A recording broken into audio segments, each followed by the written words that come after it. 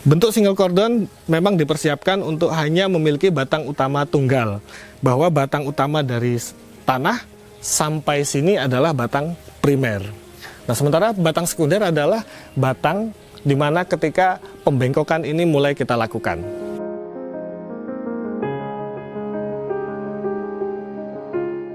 Halo Sobat Ensiklo, bertemu lagi bersama kami para kontributor ensiklo.com. Pada video kali ini, kami ingin meneruskan berbagi pengetahuan tentang bagaimana merawat dan mengembangkan pohon anggur. Hari ini, kami akan mencoba memperkenalkan pembentukan pohon anggur dengan sistem single cordon.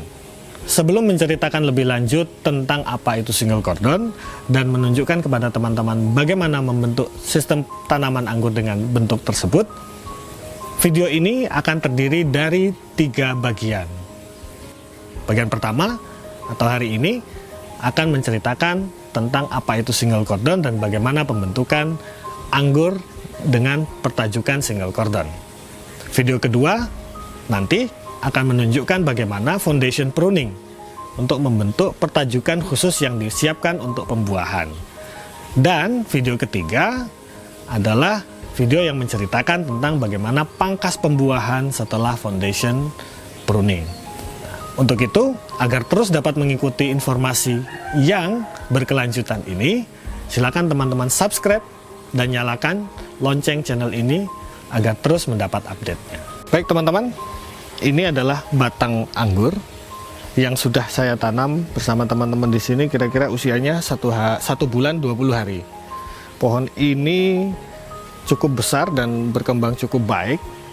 Kalau dilihat sampai ke sana, kita sudah dapat lebih dari 4 meter dalam 2 bulan kurang, dan besarnya sudah lebih dari 1 pensil saya pikir. Dan ini batangnya sudah mulai coklat. Nah, pohon ini kita siapkan untuk menjadi anggur dengan metode pembuahan single cordon. Untuk mempercepat pertumbuhan anggur, teman-teman harus memastikan bahwasanya nutrisinya cukup baik.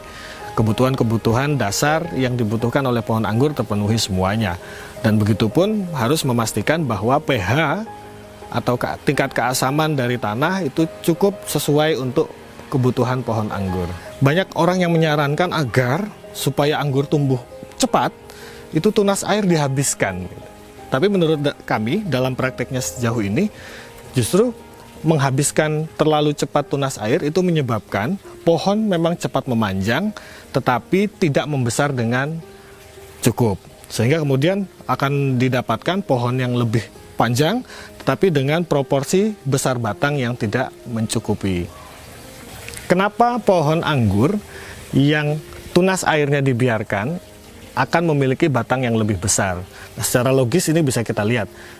Ketika tunas air ini membesar, maka penampang batang ini pun harus menyiapkan ruang yang cukup untuk tunas air yang sekian membesar, sehingga batang pun ikut membesar. Nah, ini menjadi catatan untuk kita bersama saat bertanam anggur. Tidak sepenuhnya baik jika tunas air sejak awal itu sudah dibuang, sehingga pertumbuhan anggur akan lebih cepat memanjang tetapi tidak memiliki batang yang cukup besar. Nah, di sini teman-teman bisa lihat pada bagian bawah ini beberapa bagian batang anggur ini tunas airnya tidak sengaja kemudian terpangkas, sehingga kemudian bisa dilihat bagian bawah ini batang utama lebih kecil daripada bagian di mana tunas air kita biarkan. Ketika tunas air kita biarkan, batang bisa sampai jari manis, tetapi pada bagian di mana tunas air kita buang, batang menjadi lebih kecil. Inilah pohon anggur yang salah satunya kita siapkan untuk pembuahan dengan sistem single cordon. Kalau teman-teman lihat, ini adalah batang yang menjadi primer maupun sekunder secara sekaligus.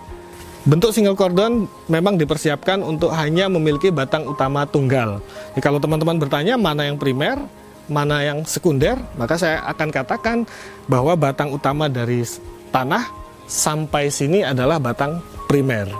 Nah, sementara batang sekunder adalah batang di mana ketika pembengkokan ini mulai kita lakukan.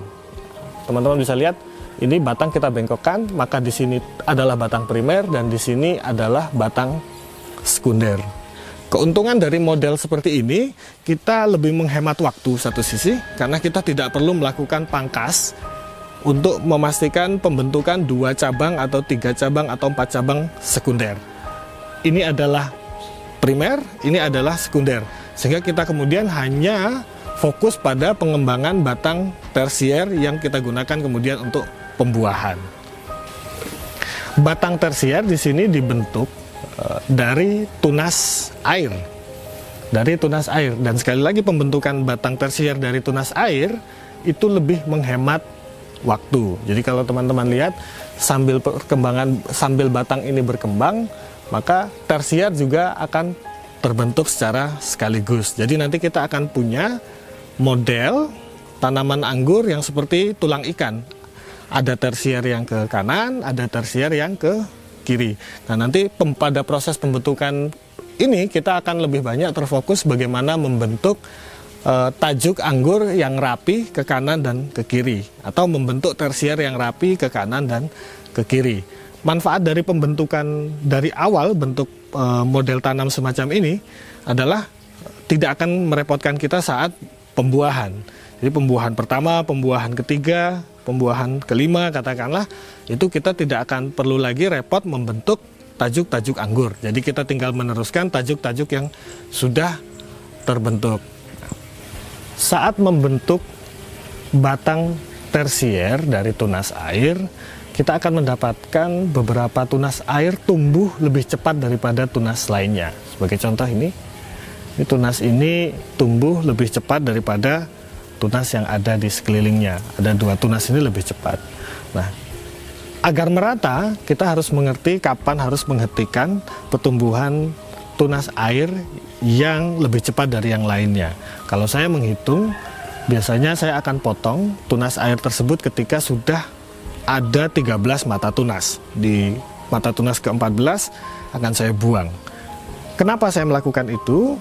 Karena untuk memberikan kesempatan bagi tunas air lain untuk mendapat nutrisi agar dapat berkembang sama seperti dengan tunas air yang tadi telah terlebih dahulu besar atau cepat berkembang. Dengan demikian, dengan sistem pemerataan begini, kita akan mendapatkan ukuran-ukuran tunas air atau ukuran-ukuran cabang tersier yang seimbang. Jadi tidak ada yang besar, tidak ada yang lebih kecil, jadi semuanya akan merata. Dan itu akan mudah ketika penataan selanjutnya. Ketika tunas air yang kita bentuk menjadi cabang tersier tadi sudah cukup besar dan berukuran sama, kita bisa melanjutkan nanti pada fase foundation pruning.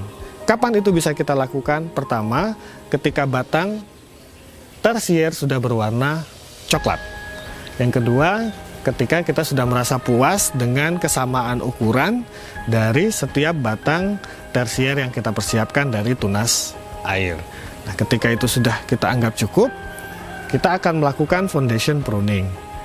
Pada video selanjutnya, kita akan menunjukkan bagaimana foundation pruning dilakukan terhadap tunas-tunas air yang sudah kita bentuk menjadi cabang tersier. Kita butuh waktu untuk memastikan cabang ini menjadi coklat dan ukuran-ukurannya sama. Bagi teman-teman yang penasaran dengan perkembangan pohon anggur yang kita persiapkan ini, silakan like video ini, share and subscribe, dan jangan lupa menyalakan lonceng untuk mendapatkan notifikasi, sehingga teman-teman tahu kapan pohon ini sudah berkembang dan kapan kami melakukan proses selanjutnya. Sampai jumpa, sampai bertemu lagi pada video selanjutnya.